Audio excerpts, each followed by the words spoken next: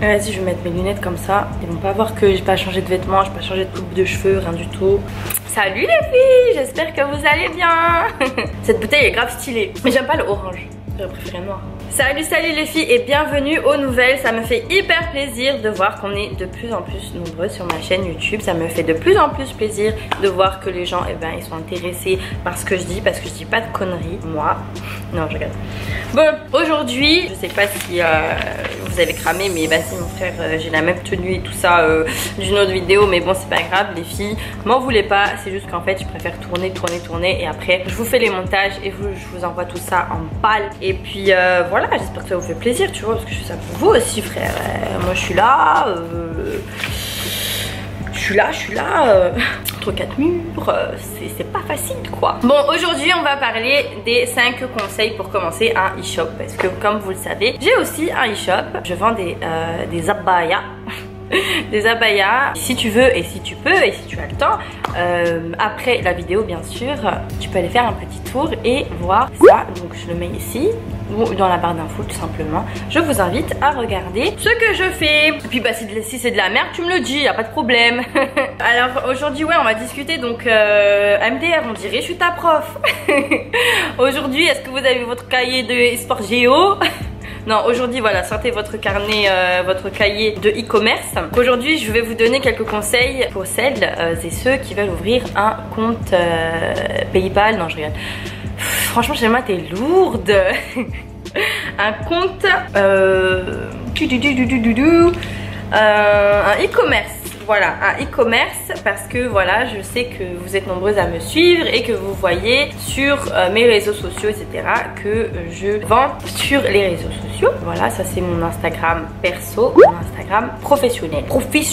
Donc aujourd'hui, vous allez rester avec moi 1 heure. Je vais donc vous expliquer en fait en 3, 4. Non, je vais vous expliquer sérieusement. Moi je vous donne des conseils, donc en gros ces conseils là, il faut les garder, c'est précieux hein, attention à ce que je dis.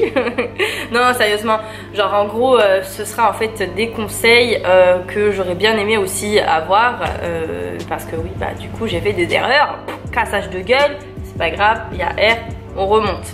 Bref, déjà étape numéro 1, bon après voilà moi je suis pas très forte en mode organisation et tout ça, au niveau des conseils et tout, mais voilà, ce sera des conseils en vrac et voilà frère, tu prends. Bon, j'ai mis en fait tout ce qui me passait par la tête. Conseil 1, 2, 3, 4, 5. J'en ai 6. Voilà, je mets 5 conseils, il y en a 6. Bon vas-y, c'est un bonus. Belraini. Conseil numéro 1, c'est de choisir la bonne plateforme.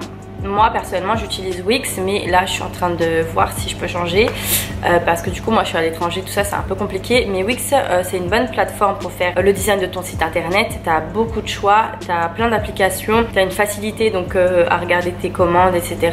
Facilité d'utilisation. Avant Wix j'utilisais Tictel. Je sais que certains d'entre vous connaissent. Tictel c'est plus, on dirait un jouet le bordel, tu vois, genre il y a plein de couleurs et tout. Mais voilà, ça je pense que voilà, Tictel c'est plus pour les débutants parce qu'au niveau des designs du site internet c'est vraiment limité. Et après je sais qu'on peut faire genre un programme HTML et tout ça, mais vas-y moi je suis pas informaticienne frère. Je vous invite pour les débutantes à utiliser Tictel, parce que j'ai utilisé Tictel pendant quelques mois je crois il me semble. Après ça dépend en fait où est-ce que vous voulez vendre et tout ça, mais sur ton site internet déjà de 1 il faut qu'il soit épuré, il faut pas qu'il y ait trop de choses et il faut que les photos de tes produits, donc que ce soit des vêtements, n'importe quoi. Moi je vous dis la vérité, je pense que sur internet on peut vendre de tout et n'importe quoi, parce qu'en fait c'est comme un peu sur YouTube, il y a tout le monde, donc du coup tu auras ton propre public, tu vois. Donc moi je pense la même chose en termes de commerce, tu auras toujours des gens qui, franchement je vois des trucs, enfin voilà, je crois que les Chinois c'est les plus forts, genre ils vendent de tout et n'importe quoi. Bref, number 1 c'est de prendre de belles photos. Et pour prendre de belles photos, franchement pas besoin d'un photographe, pas besoin d'un truc de ouf et tout, d'un budget de malade. Tu prends ton téléphone, bon moi j'ai un iPhone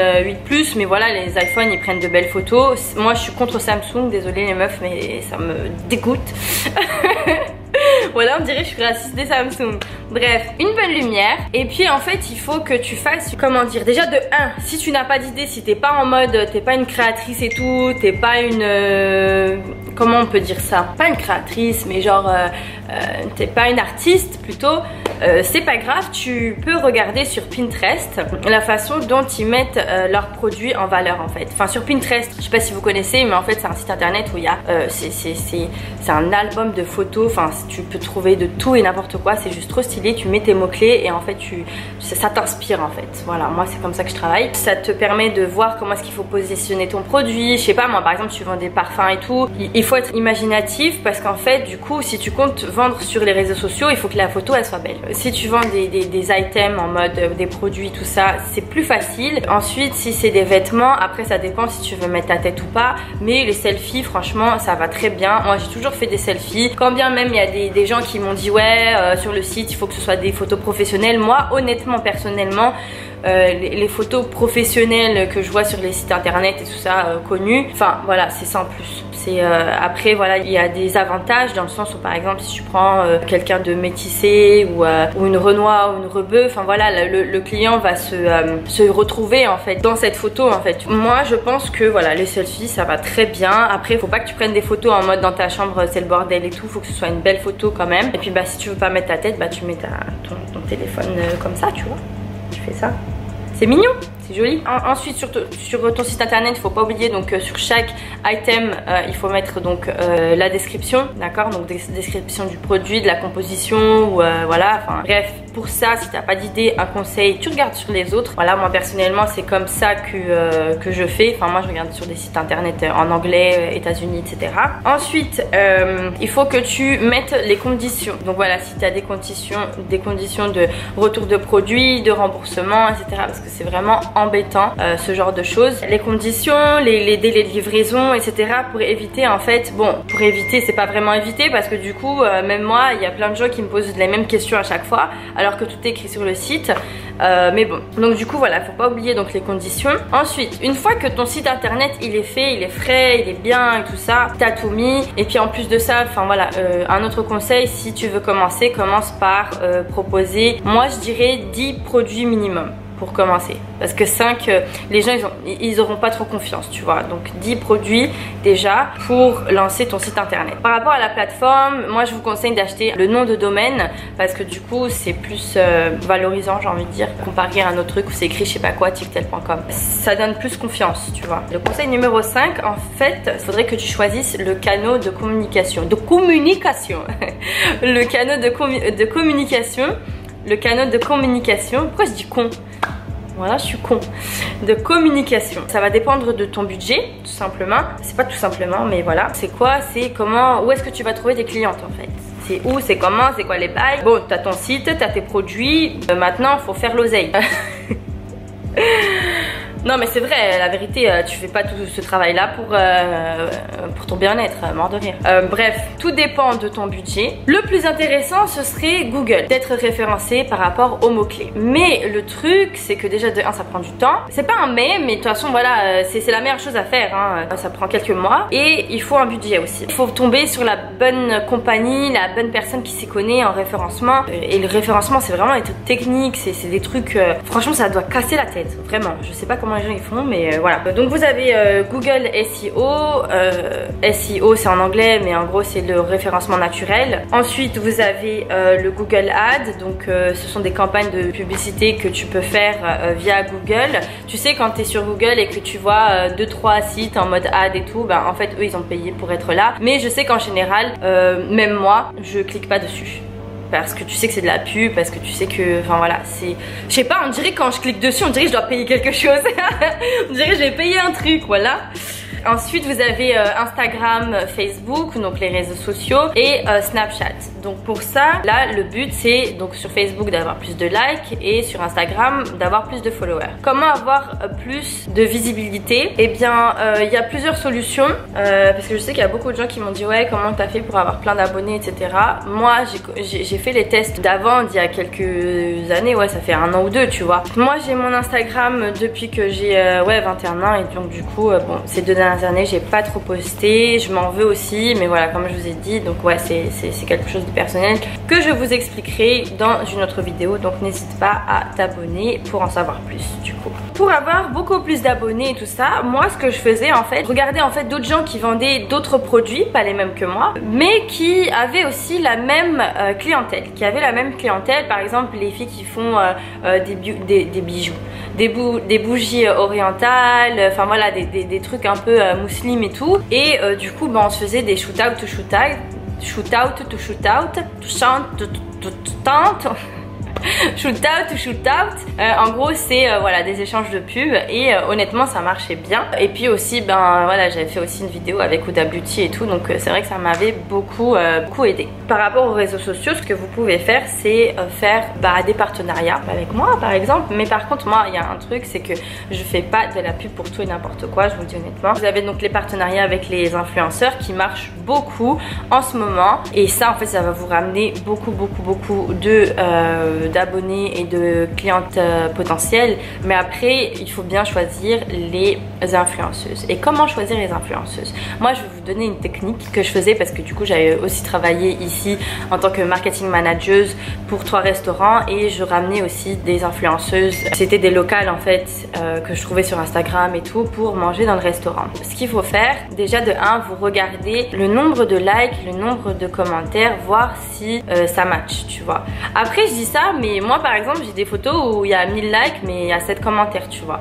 Donc ça après bon, j'ai commencé à être sceptique parce que je me suis dit bon non en fait ça marche pas trop comme ça. Donc moi je vous conseille de faire quoi quand vous avez une influenceuse potentielle qui vous intéresse? Et bien demandez-lui un récap. C'est en fait une analyse, un espèce de rapport en fait de ses réseaux sociaux. Ce sera des screenshots, combien de personnes elle peut reacher, comment on appelle ça? Elle peut reacher, elle peut... Tu sais les impressions là, tu sais t'as un truc et tout, genre en mode t'as des impressions, combien de gens elle peut attirer et tout. Il faut pas se baser que sur les likes et les commentaires, voilà, tout ça pour vous dire.